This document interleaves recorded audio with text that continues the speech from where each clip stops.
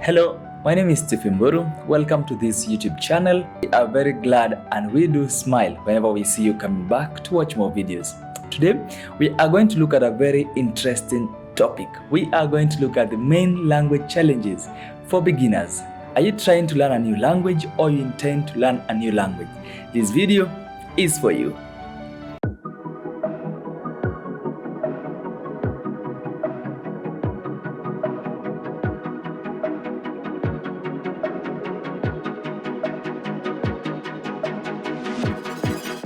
Yes, we are going to look at the language challenges that beginners face whenever they are learning a new language. And the first one is lack of practice. Yes, whenever you lack practice, if you don't practice any language that you're learning, always remember that you won't manage to learn the language or you won't achieve your goal. Remember, we checked on the last video about coming up with smart goals whenever you're learning a new language. If you don't practice, then you won't achieve anything. Or if you do, then you are going to achieve your goals late. The best thing to do is always come up with a time frame and understand how much time do I have to learn this new language. A good example is you can always use the first 4 months to learn the language that is the beginner. When you begin a language, take 4 months to learn the basics, to know how you speak, how you do it, even just familiarize yourself. That is the basic. When you go to advanced, always take as much time as possible because this is the place where you learn every nitty-gritty of the language. But for the intermediate, you can take like 6 months and you'll be good to go. Remember, that takes you to almost the basic, and the intermediate takes you like 10 months.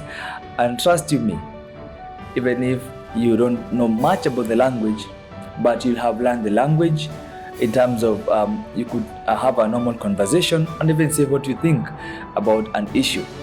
The best part of learning a language is being in a position to give your opinion. You know, an opinion is subjective in nature because you say what you think at a personal level. So always remember that it is very important to practice. Practice makes perfect. Number 2, it's wrong company. Yeah, this is a very, very serious issue. We are always told keep good company, keep good friends, keep around you people who can inspire you, motivate you, bring in positive energy, and this means everything whenever it also it comes to language. Always remember that whenever you are learning a new language, always keep a positive friends. People who tell you that okay, yeah, it may sound as if it's a tough language because it is your first time to learn it. But you can manage. People have learned the language. We have over 100 million speakers who have done it, who are speaking the language, who are using the language as we speak. So why don't you always keep people who motivate you, people who are always letting you know that even if this is the first time learning a language, it is possible, because impossible is nothing to a determined soul. So keep a good company ambayo itakwambia jifunze Kiswahili, zungumza Kiswahili, furahia Kiswahili, kaa na watu ambao wanapenda kuzungumza Kiswahili. And how you can manage this is by staying around people who use Swahili. That is a good example. People who use Swahili. For instance, my friends, whenever we are talking or whenever we are having a conversation, I like doing it in either Swahili or English, but majorly Swahili because I feel more comfortable using my language. Because I feel so proud of it. Yeah, napenda Kiswahili. Je, wewe unakipenda? Kama hujaanza ukipenda, basi tukimaliza hii video utakuwa umeanza kupenda Kiswahili. Another challenge is the mother tongue or the first language that you do speak. Now, the mother tongue is the first language you speak wherever you are born. This differs from one person to another depending on where you are raised or who the language where you found your parents speaking. A good example is if you are in Africa, you may end up learning so many languages, and that is one of the advantages. I would say this is a very strong point whenever it comes to Africans. Yeah, being in a position to speak your mother tongue. It could be Kiyoruba, it could be Kikuyu, Kikalenjin, Kidholuo. That is your mother tongue. That is the first language you learned from your parents.